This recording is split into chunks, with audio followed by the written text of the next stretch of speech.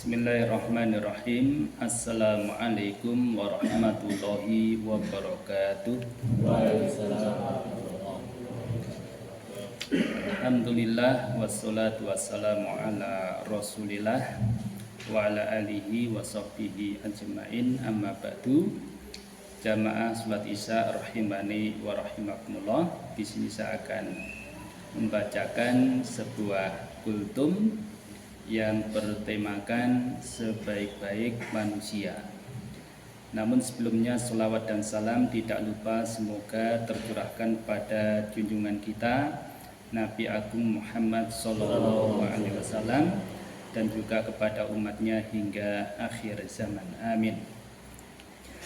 Rasulullah Sallallahu Alaihi Wasallam bersabda, khairukum man ta'allamal Qur'an wa 'allamah, yang artinya sebaik-baik kamu adalah orang yang mempelajari Al-Quran dan mengajarkannya. Hadis riwayat Bukhari. Pada suatu hari Rasulullah Shallallahu Alaihi Wasallam mengadu kepada Allah mengenai Al-Quran yang telah diajukan oleh kaum musyrikin. Hal itu diabadikan Allah Subhanahu wa taala dalam firman-Nya. Wa qala ar-rasul ya rabbi inna qaumi ittakhadhu hadzal qur'an mahjura. Berkatalah Rasul, ya Tuhanku, sesungguhnya kaumku menjadikan Al-Qur'an ini mahjura.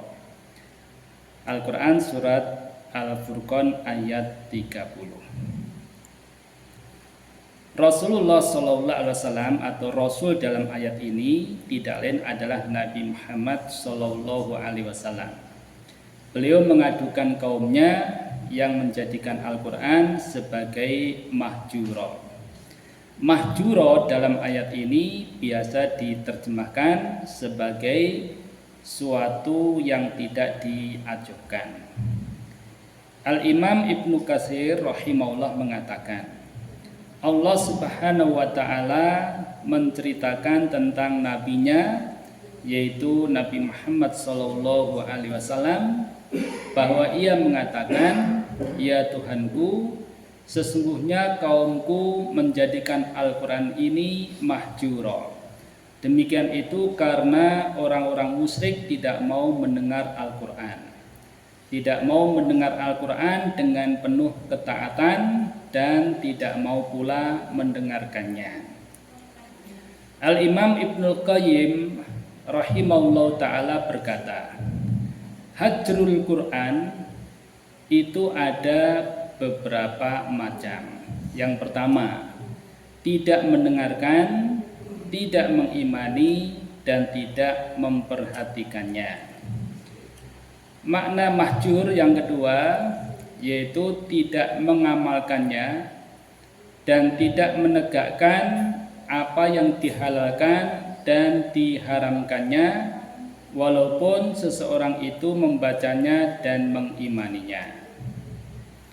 Makna yang ketiga, tidak menjadikannya sebagai hukum dan tidak berhukum dengannya, baik menyangkut prinsip-prinsip agama maupun cabang-cabangnya, serta meyakini bahwa Al-Quran tidak memberi faidah keyakinan dan bahwa petunjuk-petunjuknya bersifat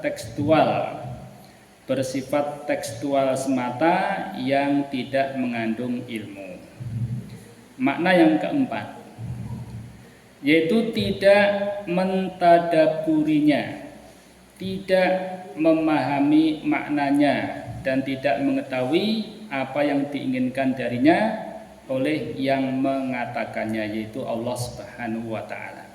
Dan yang kelima, tidak menjadikannya sebagai obat untuk segala macam penyakit hati dan mencari obat penyakit hati tersebut dengan selainnya, serta tidak mengambilnya sebagai obat bagi penyakit-penyakit badan, walaupun sebagian bentuk hajar tersebut lebih ringan dari sebagian yang lain.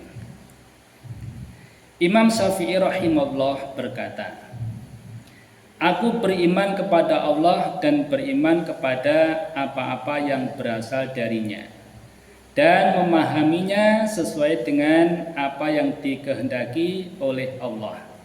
Dan aku beriman kepada Rasulullah dan apa-apa yang telah datang darinya serta memahaminya sesuai dengan apa yang dikehendaki olehnya. Jamaah salat Isya rahimani wa rahimakumullah. Untuk itu jangan sampai kita semua dimasukkan ke dalam golongan yang kelak dibutakan oleh Allah pada hari kiamat lantaran tidak peduli terhadap Al-Qur'an atau menghindar atau tidak mau mempelajari Al-Qur'an. Dalam ayat Allah Ta'ala berfirman, wa man a'rada an dzikri fa inna lahu ma'isyatan dongka wa nahsyuruhu yaumal qiyamati a'ma. Dan barang siapa berpaling dari peringatanku, maka sungguh dia akan menjalani kehidupan yang sempit, dan kami akan mengumpulkannya pada hari kiamat dalam keadaan buta. Qala rabbi lima hasyartani a'ma wa qad kuntu basira. Dia berkata, ya Tuhanku, mengapa engkau kumpulkan aku dalam keadaan buta, padahal dahulu aku dapat melihat. Qala kadzalika atatka ayatuna fanasitaha wa kadzalikal yauma tunsa. Dia Allah berfirman, demikianlah dahulu telah datang kepadamu ayat-ayat kami dan kamu mengabaikannya. Jadi begitu pula pada hari ini kamu diabaikan. Al-Quran surat Toha ayat 125 hingga 126. Untuk itu jamaah salat Isya rahimani wa rahimakumullah, maka pada setiap harinya mari kita selalu meluangkan waktu kita untuk membaca Al-Quran dan secara bertahap memahami Al-Quran, kemudian berusaha untuk mengamalkan Al-Quran agar nantinya kita tidak dibangkitkan oleh Allah dalam kondisi buta sebagaimana yang difirmankan di dalam surah Toha tersebut. Demikian yang bisa disampaikan, banyak kekurangan mohon dimaafkan. Kita akhiri subhanakallahumma wa bihamdika asyhadu an la ilaha illa anta astaghfiruka wa atubu ilaik. Wassalamualaikum warahmatullahi wabarakatuh.